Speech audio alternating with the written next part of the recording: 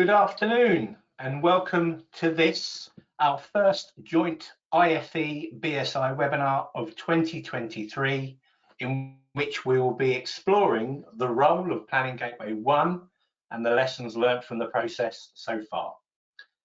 For those of us who have not met before, my name is Ant Bird and I'm the Head of Built Environment at BSI, and it is my pleasure today to be your host for this webinar session. However, before we get started, a bit of housekeeping first, please.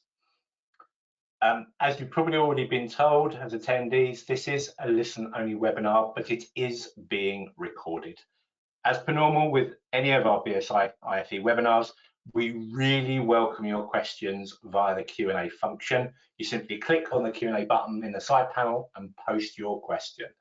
They are really important to us. Let me assure you, after 34 years, there is no such thing as a silly question, so do not hold back. We've already had a number of questions pre-submitted, but please don't let that stop you. Please do come forward. Similarly, if you have any technical difficulties during this webinar, again, just submit your issue on the same Q&A function, and our technical team, our events team, will try and get you back online working with us as soon as possible. So just submit through the same way. Building upon previously, upon completion of the feedback survey, we will send a link to the recording of the webinar shortly after, so you can again watch what you hear today and share with colleagues as you see fit. And really important to me, this is a CPD recognised webinar, so don't forget to hesitate to ask for your certificate via the feedback survey following the webinar. Similarly, as part of your feedback therein, it's invaluable if you have any ideas of what you would like to hear at future webinars, whether they be for the IFE BSI events or whether it be more generally, and therefore more broadly for standards in terms of BSI. Don't hesitate to just highlight your thoughts and ideas. We'll gladly receive those and we'll see what we can actually get done for you. Okay, enough of housekeeping. Let's move into the session today. It's my privilege to introduce two speakers that are joining us today. First up is Aman Sharma. Aman is Managing Director of Totus Digital, a strategic management consultancy specialising in enhancing safety and efficiency standards across the built environment sector. Aman is also the Deputy Chair of BRAC, where he's also responsible for leading a number of the working groups, including Part B fire safety. And if that's not enough, Aman is also chair of BSI Committee FSB 111, which led the delivery of what became BS 8644, published last year, which deals with the digital management of fire safety information. We're also joined today by our regulator, Mark Wilson. Mark is a chartered town planner with over 25 years experience in local government, central government and consultancy. Mark joined the HSE in 2021 from the Planning Inspectorate and leads the Planning Gateway 1 service. As part of that role, he leads a team of fire safety specialists. Mark, Aman, thank you so much for joining us today. Over to you. Thank you, Ant. If we can go to the first slide. Hello, everyone. I thought the first thing to do would be to sort of do some scene setting and explain where Planning Gateway 1 originated from. So following the Grenfell fire in June 2017, the government asked Dame Judith Hackett to prepare, to review building regulations and fire safety based on some of the sort of obvious failings that had occurred at the Grenfell Tower. And she produced a report in May 2018. And in that report, she set out some sort of recommendations, including that a building safety regulator should be set up. But most relevant to what we're talking about today, she made a recommendation that fire safety should be considered earlier in the development process at the planning stage. As a result of that recommendation, DLUC amended some planning legislation, the Town and Country Planning Development Management Procedure Order, which had the effect of establishing HSE as a statutory consultee for fire safety matters for planning applications for development that includes a relevant building. And there was also information about what is a relevant building in the sense of setting a definition of a relevant building for the purposes of Planning Gateway 1 being a building over 7 stories, 7 or more stories or 18 metres or more in height and containing at least 2 dwellings or educational accommodation. And also, as part of the amendments to this bit of planning legislation, they brought in a new requirement for full planning applications that include a relevant building or for a development that was for development within the curtilage of a relevant building to include, for planning applications for that, to include a fire statement form. And so this was essentially what established Planning Gateway 1 as a statutory consultee for developments that include relevant buildings. And in addition to that, DLUC also amended some planning practice guidance. So they included a new section on fire safety in what's called PPG in July 2021. And that set out the policy intent behind Planning Gateway 1. Which is on the bottom of the slide there, and I'll just read it out because it has relevance to the rest of what I'm going to talk about today. So applicants and decision makers to consider planning issues relevant to fire safety, bringing forward thinking on fire safety matters as they relate to land use planning to the earliest possible stage in the development process and resulting in better schemes which fully integrate thinking on fire. Now if we can move on to the next slide. So the Planning Gateway 1 team was established in the summer of 2021, and the service went live as a statutory consultee for planning applications in August, on the 1st of August 2021. The team is quite small. It's led by me, and then below me is a team leader, and we have 6 fire information assessors, and we're all supported by sort of administrative support in our operations support team. We're the first part of the building safety regulator that went live, mainly because the legislation which underpins us was existing planning legislation that was easier to amend. The remainder of the building safety regulator, so you might have heard of Gateways 2 and Gateway 3, so the building regs application stage and the certification stage, are governed by the Building Safety Act, which got royal assent in April last year, 28th of April last year. So that's why Planning Gateway 1 was a sort of front runner and why it's come forward ahead of the rest of the building safety regulator functions. As a small team, we cover the whole of England. We're not regionalised like other statutory consultees. For example, Environment Agency or Natural England, they have regional bases up and down the land, but we are all a single team covering the whole of England. We'll move on to the next slide. Now, I thought it was important just to reflect on the sort of historic design and consenting process that we've sort of come in and disrupted to a certain extent. Historically, what I experienced as a planner was that there was minimal consideration of fire safety at the planning stage. It was very much something that was very much something that was resisted in the sense that it was not something of interest. It didn't concern material planning considerations, and therefore what tended to happen was that planning permissions were granted with very sort of minimal consideration of any fire safety design, and so problems could get baked in at that stage. And then feedback from fire and rescue services and others beyond the planning stage said that because that planning permission had become established, it was very difficult for them to get traction with fire safety concerns post-planning, and because of the momentum and pressure that had built up because of the grant of planning permission. It in effect got some kind of official rubber stamp at that stage.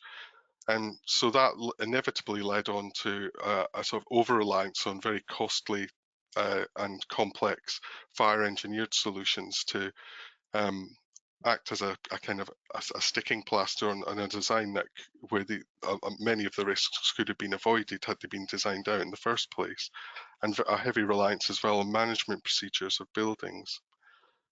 But where those issues, fire safety issues, did get traction, that quite often resulted in the need for further planning applications to regularise any changes that had happened that affected planning. So it generated planning applications as well.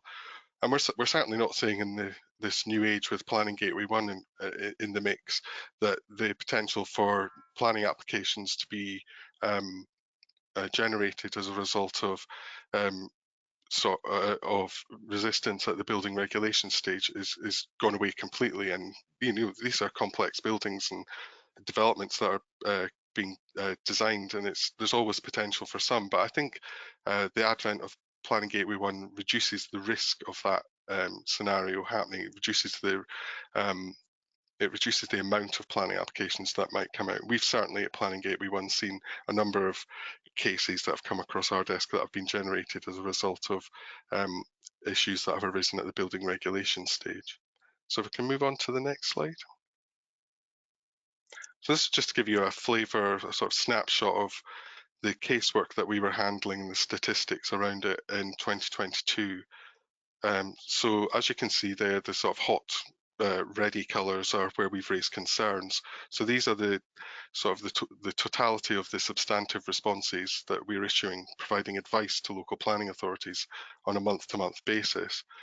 So as you can see there, I think overall the number of cases that we raised concerns on. So in this context of what we're looking at here, the sort of light, the sort of red and dark red colours, was 56% of all applications in 2022 we raised concerns on. Now, in the majority of those cases, we were able to work with the developer and the local planning authority to resolve the issues. And so they ultimately went through maybe a couple of rounds of consultation with us and resulted in us being content with the application. And as you can see, sort of towards the end of the year there, from September onwards, the number of applications that we were content with has increased quite significantly. And we're hoping that's a tentative sort of sign that the development industry is getting to grips with some of the approaches and challenges that are presented by Planning Gateway 1, and it indicates that the level of indicates an improvement in the fire safety design of developments that we're seeing. Whether that is sustained over the longer term remains to be seen, but it was a hopeful sign towards the end of the year. So I'll just move on to the next slide. Thank you. Just to tell you how we actually assess planning applications, we have, like most statutory consultees, we're given a sort of service level target date period of time in which we have to assess applications and provide comments back to a local planning authority. So 21 days is the standard target, although for very large and complex schemes, we can agree a longer timescale with the local planning authority, which we do. Excuse me. What we essentially do is, for applications where there's a fire statement form required, we assess the application and the fire safety design against the declared fire standard that's been used in the fire statement form. So it's very important when you're filling in the fire statement form that you provide some accurate information in there, because we will assess the application against the fire standards or the guidance that you have identified on the form. And in the fire statement form as well, so fire statement forms, just to remind you, are for full planning applications, which is the majority of the casework which we handle. So fire statement forms contain sort of concise, factual sort of snapshot information related to specifically to fire safety matters in the form. It's a very useful sort of document, even if you're not required to submit a fire statement form with a development. provides a level of information that's proportionate and targeted, and is collated in a sort of familiar format. So even if you're not required to produce a fire statement form for some types of planning application, like an application to change an existing planning permission, or hybrid application looking at some of the outline aspects of it. So we would still recommend that you use that form because it's the easiest way to tell us information in a concise form about the building. And that's factual information about the classification of the materials on the cladding, but also contextual information about if you have used a fire engineered solution, it's important that you tell us the sort of contextual information around the development. Was that because of a particular site constraint or a mixture of site constraints, or any local plan policy constraints that you were working to that resulted in the need to use a fire engineered solution in a particular context. And we also use the plans and drawings which come with the planning application and are on the planning register. So obviously with the planning system, if you make a planning application, it's all in the public domain, and we use the same information that the local planning authority puts on the planning register as a member of the public would look at to comment on a planning application as well. And we also use wider documents in a planning application, such as the design and access statement or the planning statement. And we use that to cross-check information between the application documents. For example, if an entrance lobby is being described in the fire statement form or elsewhere as being a fire sterile area, we'll sometimes look at the design and access statement and say, is that actually consistent with the wider sort of vision for the design that is being promoted in the design and access statement. So from time to time, we've seen an area that's been declared to be fire sterile, but then you look at the design and access statement, and you see images of people lounging around on sofas in that particular entrance lobby, and things like that. So that's something that is something that we make sure that there's consistency of approach between different aspects of the planning application. We, as the sort of Planning Gateway 1 team, we're not going to tell you as fire engineers or designers what standards or guidance that you should be using. We will assess the application against the standards that you have declared that you're using, whether that's on a fire statement form or on a fire strategy, or if you've said anywhere that you're actually using a particular standard, we will assess the application against that standard. And we also provide, I'll go into this in a bit more detail in a subsequent slide, but we provide a two-part response to the local planning authority.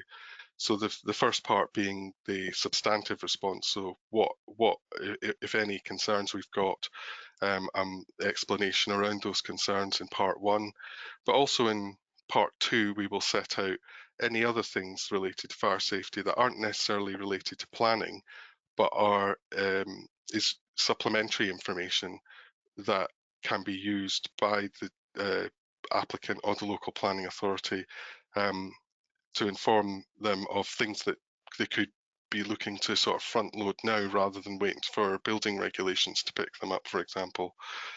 We're not saying that it's a comprehensive assessment in that sense, but we're saying it's just additional things that aren't planning related necessarily that provides us an opportunity just to flag them. So if we move on to the next slide. So on the right-hand side there, you can see a sort of snapshot of a sort of an anonymized substantive response there, and you can see the sort of part one and part two elements to it. So as I was describing, we do provide advice to look, well, it's worth sort of reinforcing the point that we are not decision makers. We are a statutory consultee, so we are providing advice to local planning authorities who are the decision makers to inform their decision on the application. And what we have found is that local planning authorities are giving significant weight to concerns that are raised by Planning Gateway 1.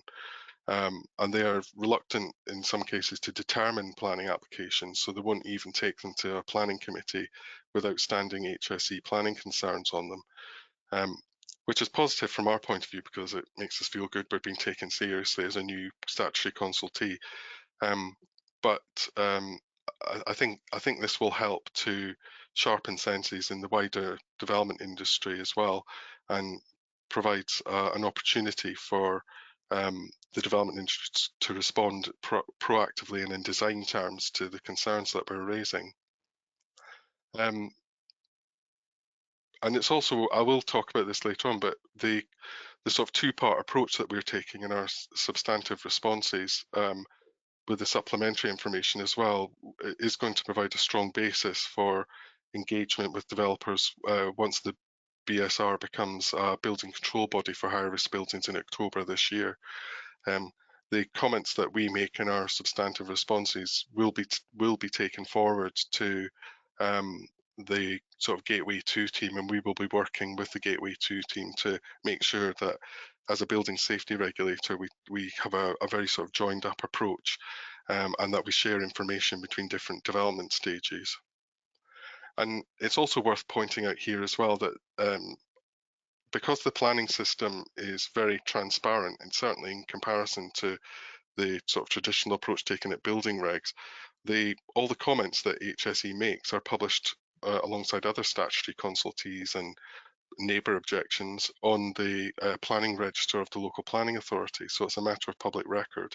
So that sort of transparency does bring a sort of an air of discipline to how fire safety matters are handled in a way which I think isn't existed in quite such a transparent way to date. Move on to the next slide. Now, we've had a lot of sort of questions where fire engineered solutions for designs are proposed. There has been a debate around what is an appropriate level of information that we should be asking for as a regulator. What is sort of traditionally quite an early design stage. What is a proportionate level of information that we should be asking for to support a fire engineered design? I mean, we take a sort of, in assessing the applications that we look at, we take a sort of a principles-based approach, which is that first of all, have you avoided the risk? If you're able to demonstrate that that risk cannot be avoided, has the risk been evaluated, and what evidence have you got to show that the alternative solution that you're going to propose is equivalent to the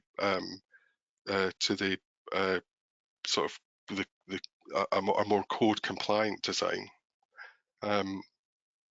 And yes, we're looking for there not to be an over-reliance on sort of building management processes and procedures. We've got an eye on the future in the sense of we don't want designs to go forward to be built that are going to present burdens to the regulator in future in terms of, and to building management as well, in terms of having far too much emphasis on building management processes. We just don't think that that approach in some designs is sustainable or reliable. And we're looking for developers to demonstrate best practice. We're looking for opportunities for fire engine to be used to enhance code compliant designs, especially in the context of tall buildings. Aman, is this where you might want to come in and sort of comment more broadly from a fire engineer's perspective? I think so. Thanks, Mark, and thanks, Ant, for the introduction earlier on as well. I think it is worth just reflecting in the first instance on the provision that BSI have given us here to be able to speak effectively as a partnership, as a fire engineering community, and as the building safety regulator, and in particular, obviously, Mark and your team in Planning Gateway 1. and just revisit that very important principle that you described earlier on, and you very purposefully used the word disruptive. And that's right, because we did need to dramatically change how fire safety design was being factored into the earliest parts of the development process. Certainly way before it became a problem to revisit first principles fire engineering, which, as you rightly alluded to earlier on, can cause significant program delays and cost and lots of other very difficult things to try and mitigate if left unchecked for a disproportionate amount of time. It's absolutely right that the distinction, I think, is made between what we perceive to be and what we recognise to be first principles fire engineered solutions and general fire safety design, because I think fire engineers joining us on this call today will recognise the difference between the two, where a quantitative analysis alluding to or certainly concluding in an evidence base that is presented as a so-called fire engineered solution is something distinctly different to the application of a design standard such as 9999 or BS 9991 or other standards, including, of course, the approved documents.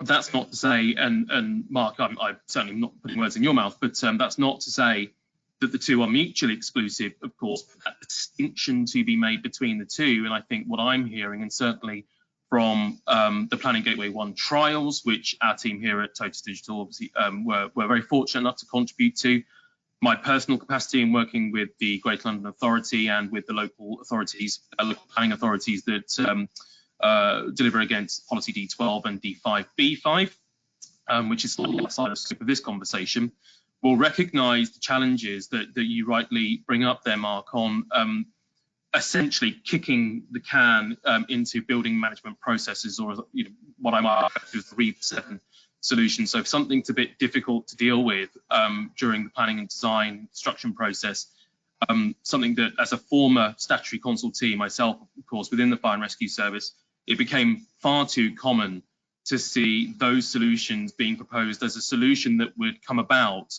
when the building was occupied.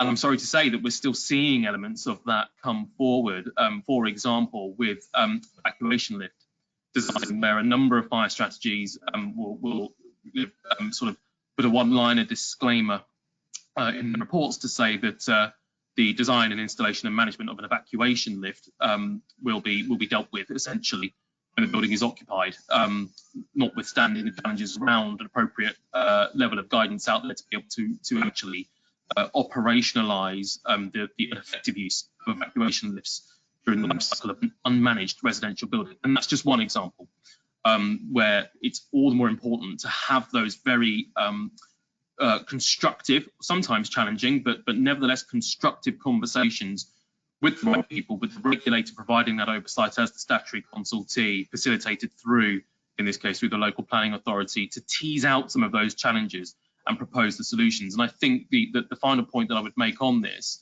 is that I do believe it's the design team's responsibilities, including the fire engineers, of course, to propose the solutions that are implementable and operational during the operational life cycle of that building and of that development at a time where it can be done, so that we're not moving the problem consequentially on through the technical life cycles of that design and construction process.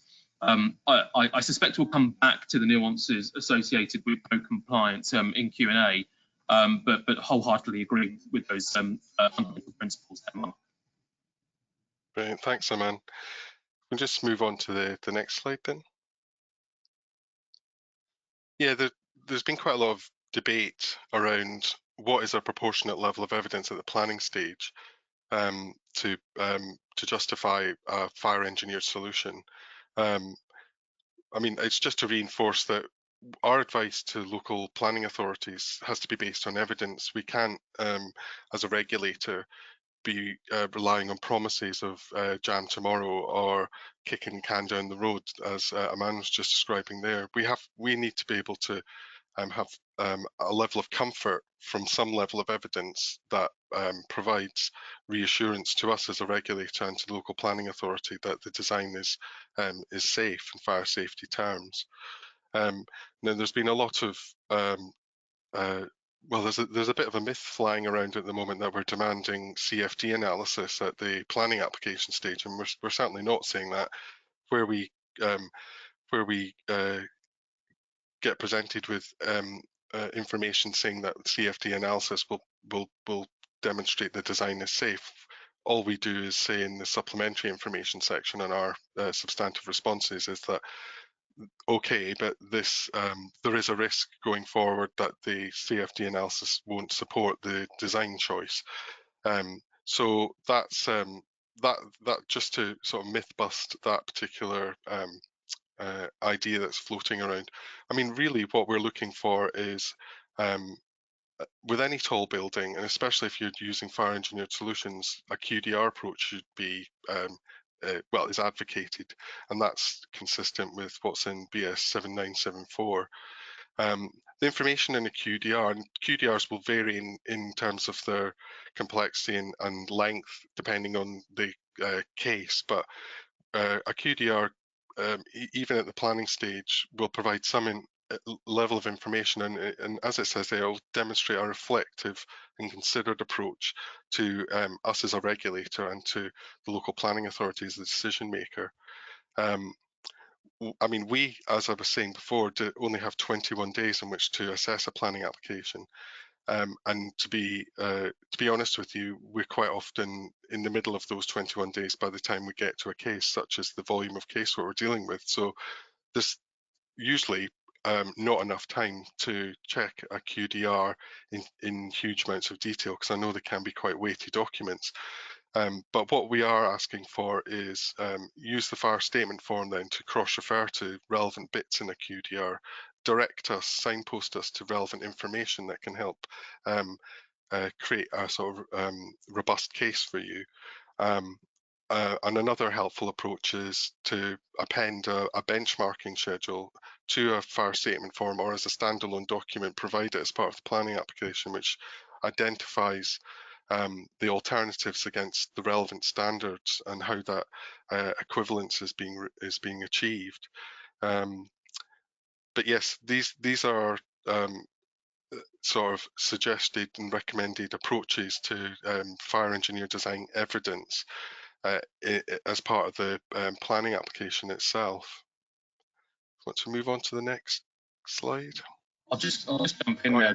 We can stay on this slide, Mark, but I just wanted to reinforce that message on the importance and actually the increasing prevalence of qualitative design reviews taking place, hopefully far earlier than they would normally have been taking place. And I suspect, again, without wanting to put words in your mouth, but if outputs of a QDR or even a series of QDRs were brought to the BSR via the local planning authority, that might help to reinforce some of the fire safety design principles that are being presented, whether or not they are demonstrative of concessions being evidenced against the normal fire safety design codes. But the BS 7974 approach to facilitating a QDR is absolutely a perfect approach to put into practice the fundamental principles described by Dame Judith, a good number of years ago now, to bring fire safety design far earlier into the design and construction process than it used to be. And I really, really do hope that those joining us today do think about how they can either implement that within their own developments if they're on the client side, or if you're fire engineers joining us today, or building services engineers in the round, encourage that sort of approach, because I think the heavier lifting then can be done before the planning application process even goes through. So Mark, I'm not wanting to speak on your behalf, but I suspect that body of evidence that could be presented as an output from the quorum that comes together to facilitate and undertake that intrinsic design review might prove helpful by the time it's in front of your team, of course. Yeah, I mean, I think a qualitative design review is an iterative process, and there's there's no reason why it can't start at the very sort of early days of the design process, and therefore have useful content for supporting designs at the planning stage. So yes, definitely. I think it's an established and reasonably well understood thing, and it is recognisable as well in amongst the industry, whether you're a regulator or a fire engineer, a QDR, and in terms of the wider design team, the involvement of architects as well. So I think it's a very useful document, and it is able to provide, when I say a reflective approach, quite often we're just presented with planning applications where there's no QDR, and there's limited explanations about why a fire engineered approach has been adopted. And so by identifying the risks around the design and how those have been evaluated can provide us with huge amounts more confidence around being able to be pragmatic and allow some designs to move forward. Well, I was going to say at risk, that's probably the wrong word, but with some elements of it that are not code compliant than would otherwise be the case. So, if you want to move on to the next slide. Yes, this is it's a busy slide, so apologies for that, but it's this is a snapshot of the Riba plan of work. Quite often we are challenged at the in sort of rebuttals to our concerns that we've raised, saying, why are you worrying about this now? This should be dealt with at the technical design stage, the detailed stage. This is not something that is something that we should be looking at the planning stage. And I just wanted to highlight that the Riba plan of works, which I recognise is a sort of plan of works that has been set out as a preferred approach by architects rather than industry in general, but we're quite often referred to it. And so I just wanted to point out that the spatial coordination stage 3 is the planning stage. And in the Riba plan of works, it does say there where the box is pointing at, it does say you need to review the design against building regulations, including fire standards, before you prepare and submit your planning application. So the sort of context to what we're asking for in Planning Gateway 1 is supported by the Riba plan of works. And I just wanted to highlight that just to head off any sort of comments around the prematurity of the considerations that we're raising at Planning Gateway 1. Aman, did you want to come in there and comment anything on that? Yeah, I only absolutely agree and reinforce that key message. I mean, there's that you might even consider the some of these more immature, should we put it that way, it's the wrong word to use, but looking at the box preceding the one that we're pointing to there, and in that statement, agreeing the route to building regulations compliance, you know, an argument could be made that actually this process should be taking place at concept design, because obviously that will then inform the review of the design and its building regulations. But the reality is, this is all a very hurried procedure in, you know, yesteryear's procedure arrangements that we used to work to, often, you know, picking over into the technical design process during that submission of the building regulations application. And that goes hand in glove, Mark, with what you described earlier on some of those issues being baked in to the design, where very often we would go back a few, you know, more than a few steps to rectify or you know, start tackling the treatments to those issues with a bit more of an innovative and perhaps more risky process. But absolutely, I completely agree.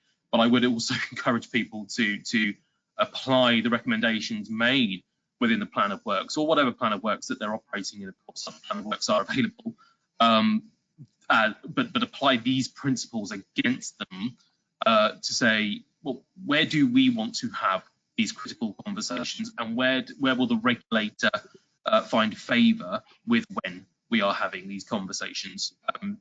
I think that's about everything I would just add onto that piece there, Mark. Brilliant, thanks, Aman. Okay, if we move on to the next slide. Yeah, I just wanted to highlight some, to give you a practical example of some of the things that we're looking at in the Planning Gateway 1 team. This is particularly looking at fire service access and facilities. And this case here, we were asked to consider, you'll see there's a sort of key diagram towards the bottom of the slide there, buildings A, B and C on it. And we were asked to assess this application, which had gone quite far down the line.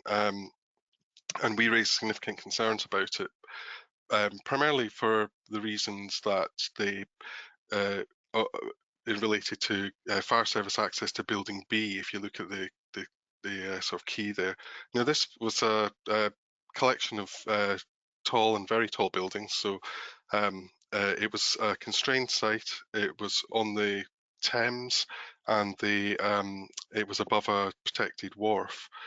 So there were some significant site constraints, but the fire access strategy was to get access. So there was a 3-story podium as well, I should mention, in the middle of the site. The whole development was on top of the 3-story podium. So the fire access was, if you follow the blue line there, back to the little fire engine, was to enter the building off that street there, for the fire service then to carry all their equipment up 3 flights of stairs or take the lift. But then to access, there's a little sort of peach-coloured square there just at the top of the stairs, and that's was a storage room for trolleys. They were then the strategy was for the fire service to use these trolleys to put their equipment in and then wheel them 55 metres across the top of the podium deck to access building B through that door there where the blue arrow points at. The alternative was for the fire service to pull up at that other street if you follow the pink line back, and then to vault up 5 sets of stairs carrying their equipment, travel, I think it was approximately 90 metres from the fire engine in the end to get to that door on the other side of Block B. Now, we raised significant concerns around this and did get significant amount of pushback initially from the developer, but I would suggest that the fact that we're even being presented with strategies and designs like this suggests that there is almost certainly a need for Planning Gateway 1 and to intervene at the planning stage. There was no way to resolve these matters through bells and whistles. It required a fundamental rethink and a redesign, and ultimately that's what was achieved. We got a proper fire service access, so the route along the stairs along the pink line was turned into an access road for a fire appliance, which could get far closer to the entrance to Block B at that side of the building. So it's just to demonstrate some of the issues that we deal with on a day-to-day basis. I mean, they're not all quite as convoluted and spectacular as that in terms of their awfulness, but they there's variations of that that we get to comment on. And I think if there was earlier engagement with fire engineers at the design stage, I think a lot of these issues would get ironed out, and that's the subject of a later slide. So if we move on to the next slide. So this is an example of a good design, which we commented on. This is actually a whole single building. It's a ground floor plan, and it shows it looks like the building's split in two, but on all upper stories, it's a single building. So here we have a building with 2 fire shafts, one at either end of the building, so good coverage, and an escape stair in the middle. There's also a separate access. It's difficult to tell from this plan, but there was a separate access down to the basement. And all of the ancillary accommodation here was accessed externally. So we have an external access to the bin store, external access to the cycle store. And there was good proximity for firefighter, fire appliance parking positions to fire mains and the entrances to the buildings. So this, I just want to highlight, this is an example of a good design, and we're increasingly seeing this sort of approach more and more, and we're certainly, since DLUX started its two-stair consultation, we've seen a lot more designs coming forward with two stairs being proposed. Although we realise that that's in itself not a silver bullet, but it does, at the planning stage, provides space for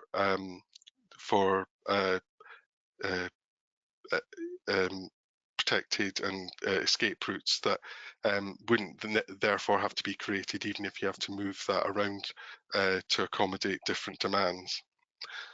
So moving on to the next slide. Yeah, this is getting towards the end of the presentation. It was just to highlight what benefits I think the new building safety regime brings to the fire engineering profession. And I think what the PGO is demanding in terms of how fire safety is dealt with is demanding earlier engagement of our fire expertise and skills. I think this is a departure from what has traditionally been the case, where fire engineering was usually brought in once the architect had finished their job to make the design work in fire safety terms. That sort of dynamic I explained at the start of the presentation. But I think as a culture change and as a change in the way that we work, I think getting fire expertise involved earlier offers massively more fulfilling career prospects for fire engineers. PGO has sometimes been painted as a threat to fire engineering because we're trying to, it's presented sometimes like we're trying to bypass fire engineering skills, but actually we're demanding more of them at an earlier stage. And part of that will be more emphasis on, as we described before, avoiding risks through inherent design. And I think fire engineers have got a specific and valuable role in doing that. Less emphasis on troubleshooting. That's not to say that that role doesn't exist, because we're going to be dealing with refurbished buildings and existing building stock, and there will be need to apply fire engineered solutions to these buildings. But it will require you to have difficult conversations with clients, I think. There is a need for clients to be educated about what the demands of the new, more stringent building safety regime means. And it means they're not always going to get what they want, but we need you as fire engineers to have those difficult conversations with clients and not shy away from them. And as we've been talking about, a more proportionate and robust evidence base at the planning stage will require greater input from fire specialists. Yes, encouraging the use of relevant, accurate and accessible fire safety information later on in the building safety regime, excuse me, to manage risks and deal with, there will be a requirement for you to inform things like the safety case, which will have to be an inherent part of the in-occupation phase of a building. I'm going to jump in there just to save Mark's throat, because I can tell he needs a good cough and a tip of water. The point just to reinforce is absolutely the last bullet point there, I think, and with a slightly vested interest in the concept of both the golden thread and obviously standards that are available now to deliver against a golden thread, in this case of fire safety information. The use of information, relevant, accurate and accessible information to mitigate and manage building safety risk is absolutely at the heart of this regulatory reform that we are currently undergoing. So it's thinking of the information itself as a tool rather than a byproduct of an action that's taken, something that's locked in a report or something that's been produced for a specific point in time, which is the past practice that we need to rid ourselves of very, very quickly. And that has started in earnest, which is fantastic. But of course, you know, the standards I would point to are vast. Clearly, BS 8644 is the fire safety information management standard, digital processes associated with lifecycle fire safety information management. Then there are, of course, the documentation associated with the UK BIM framework and others as well. that point to the how, in terms of, expanding upon that all important, yes, lovely concept, lovely theory, but actually where is the guidance to point us in that direction? Whilst there's no regulatory duty to begin the creation of a golden thread of building safety information at Plan Gate 1, the concept still applies, in my humble opinion, where we are discussing key information, whether it's relating to fire safety information or structural safety information. Very clearly, as Mark has alluded to earlier on and made very clear, that information will be managed in an appropriate way to then be discussed and analysed and further expanded upon at Gateways 2 and Gateway 3 respectively. And if there is a recognisable throughput that tells the story of the evolution of the maturity of that information, all packaged up as the golden thread, I suspect that will be a far more amenable conversation to be having with the multidisciplinary teams than it would be if a more scattergun and piecemeal approach was taken. So I would encourage everyone to start looking at some of those standards and start articulating to Mark and his team just exactly how they intend to make use of this information, whether they want to do that through the fire statement or through supporting information that supports the fire statement. The use of that fire safety information to manage risk is something that I think the industry is starting to get to grips with, but certainly will have a long way to go in the context of the golden thread. Right, thanks, Aman. Thanks for rescuing me there. And if we just move on to the next slide. This is the final slide. This is the final slide. It's just to re-emphasize that PGO is just part of the picture, and at the very start of the development process, we will be working collaboratively with our colleagues in Gateway 2, which is the building regulations application stage, and we will be passing on information and making information from the Planning Gateway 1 stage available to the multidisciplinary teams who are going to make up the who are going to be assessing and making decisions on the building regulations applications on higher risk buildings from October. In that context, as I've mentioned previously, the supplementary information in the PGO responses are going to provide a sort of hinge there between Planning Gateway 1 and Gateway 2, and it'll provide a starting point really for developers to pick up on sort of issues which weren't necessarily concerned, not developers, sorry, the regulators and the multidisciplinary teams, to pick up on some of the issues that we've identified that Planning Gateway 1, just to check whether those issues have actually been resolved in the context of the building regulations applications.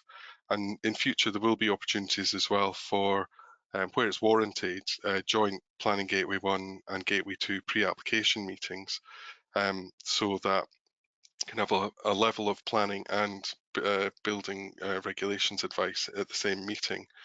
But for now, as PGO's the only part of the BSR that's operational, I just wanted to use this as an opportunity to highlight the fact that we do offer a pre-application service now. And if you want to take advantage of that pre-application service, and it's quite popular, we're usually doing about 3 or 4 pre-application meetings a week. You can send your request to the Planning Gateway 1 ihse.gov.uk website, and we have a sort of an established process for asking for information about the scheme and to set up a meeting or to do it as a sort of desk-based exercise, whatever you want to do. But the initial step is to contact that Planning Gateway 1 email address. And I think that might be the last slide. Yes. That's brilliant, absolutely fantastic. Thank you both. If you're happy to turn your cameras on, we've only got a short time left, but we have got loads of questions. So would welcome quick fire responses if you can, but that's really great. So thank you for all that insight. That's truly, truly useful. In terms of some questions, if I may, one, well, it's come up a couple of times now. What is the appropriate competency required for the production of fire statements? Well, there's guidance that goes along with the fire statement form, and it states that it should be, well, it's recommended that a fire statement form is completed by a chartered engineer or someone of similar competence. Typically, when we're looking at this, we've referred to the NFCC skills matrix when we look at what is the most appropriate level to be engaging in designs for tall residential buildings, and that essentially says that the minimum qualification is a level 4 diploma, so in fire safety. That's great, thank you. Question here, you're coming twice. In your Planning Gateway 1 casework slide, Mark, you set out a number of cases in which you had concerns or suggested refusal. Are there any common themes or trends emerging that you would refer to? I'd say about 60 to 70% of all the concerns that we're raising are related to single stair designs.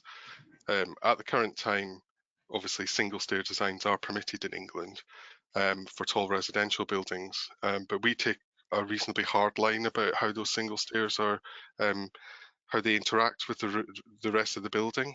We insist that they are protected, that there's no connections with ancillary accommodation, for example, and that single stairs does not serve a basement or a covered car park. So it's a red line for us, essentially.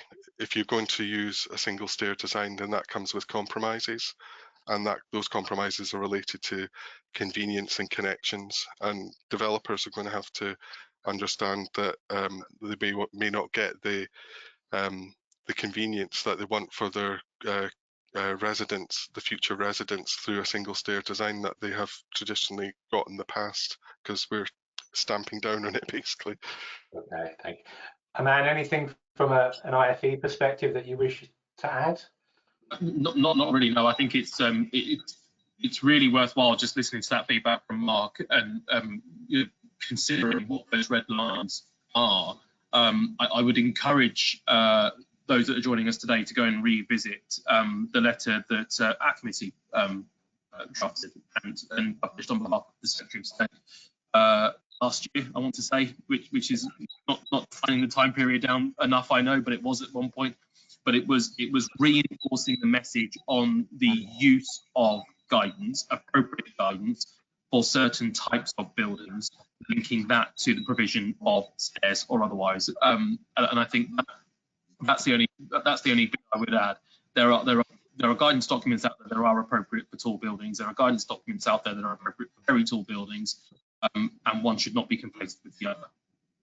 No, and we're routinely referring to the BRAC letter and the DLUC circular letter in our responses, where, for example, they've relied on ADB for the design of the whole building. Yeah, absolutely. Gentlemen, I'd love to ask you loads more questions, but we've got a hard stop and we run out of time. So I've got a favour to ask Mark, Aman. If possible, could we maybe have you back another time where we can actually hear some more of the learnings that you've gleaned as we continue to go through Planning Gateway 1 and actually tease out some more of those questions. So maybe that's something we can explore. So thank you both very, very much.